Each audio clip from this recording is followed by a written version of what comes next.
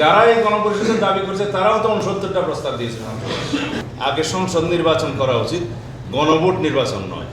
সংবিধানে 100-এরও অধিক পূর্ণাঙ্গ প্রস্তাবে আছে, সুপারিশমালায় আছে।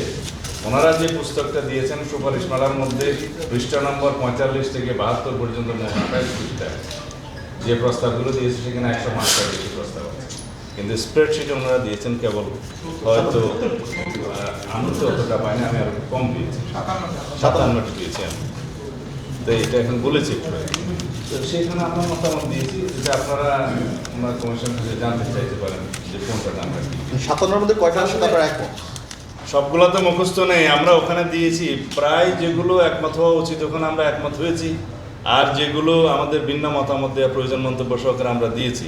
মোটামুটি আমরা পুরোপুরি সহযোগিতার মধ্যে আছি। ওয়ালটন আবারও মিলিনিয়ার অফারে ওয়ালটন ফ্রিজ কিনে আপনিও হয়ে যেতে পারেন মিলিয়নিয়ার। মিলিনিয়ার ছড়াছড়ি দেশ জুড়ে, এটা শুধু ওয়ালটেনই পারে। না, সংবিধানের প্রস্তাবনা যেটা প্রিয়াম্বল নামে বেশি সবাই চেনে আর কি, এখানে ওনারা 1971 সালের স্বাধীনতা যুদ্ধের সাথে একই কাতারে 2024 সালের গণ অভ্যুত্থানকে নিয়ে এসছেন, যেটা আমরা মনে করি সমীচীন নয়। আগের প্রিয়াম্বলেই থাকা উচিত। 2024 সালের গণ অভ্যুত্থানের অংশকে আমরা সংবিধানের অন্য জায়গায় কীভাবে তফসিলে চতুর্থ তফসিলে অ্যাকোমোডেট করা যায় সেটা পরে আলোচনা করা যায়। এখানে গভর্নমেন্টের কোনো লেজিটিমেসির অভাব আছে বলে আমরা মনে করি না। এটা সাংবিধানিকভাবেই এই সরকার গঠিত হয়েছে।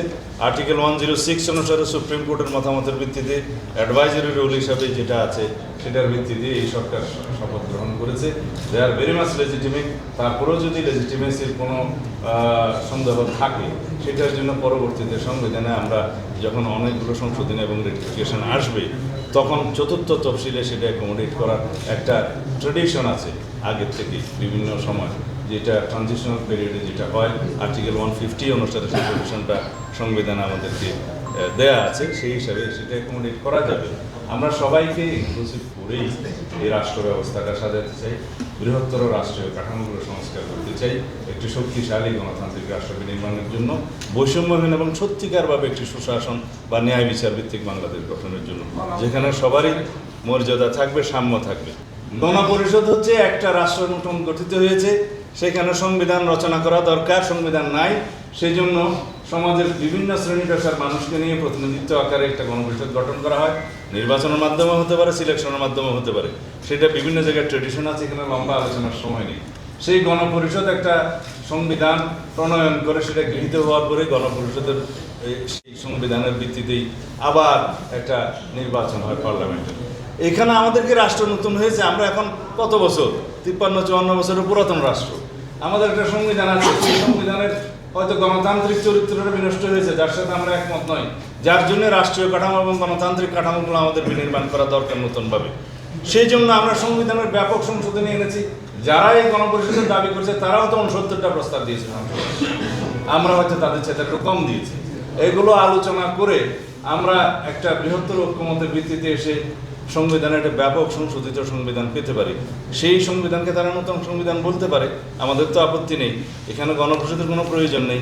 এখন তারা সেই রিপাবলিককে নতুন রিপাবলিক তাদের নামে ডাকতে পারে, আমাদের আপত্তি নেই, কিন্তু সেই আইডিয়াটা পুরো জাতির উপরে ইম্পোজ করাটা কতটা যুক্তিসঙ্গত সেটা আলোচনার দাবি রাখে।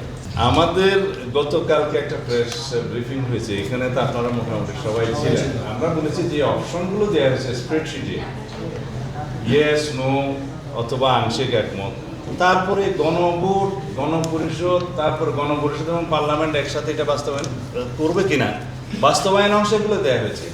আমাদের এখানে মন্তব্য হলো যে প্রথমেই লিডিং কোয়েশ্চেন না করে আমাদেরকে তো অপশন দিতে হবে যে আমরা গণপরিষদে একমত কিনা, তারপরে না গণপরিষদের মাধ্যমে বাস্তবায়নের প্রশ্ন আসবে। বা গণভোটের বিধানটা আছে আর্টিকেল 142 অফ দ্য কনস্টিটিউশন, সেখানে বলা আছে যে আর্টিকেল 8, আর্টিকেল 48, আর্টিকেল 56 এবং আর্টিকেল 142 ইটসেলফ, এগুলো যখন সংশোধিত হবে তখন গণভোটের প্রয়োজন হবে। যদি নতুন সংবিধানে আলাপ আলোচনার মধ্য দিয়ে আরও কোনো প্রভিশন যদি এই গণভোটের অধীনে নিয়ে আসা হয় সেটা তখন দেখা যাবে, সেই সমস্ত ক্ষেত্রে গণভোটের কথা আসতে পারে।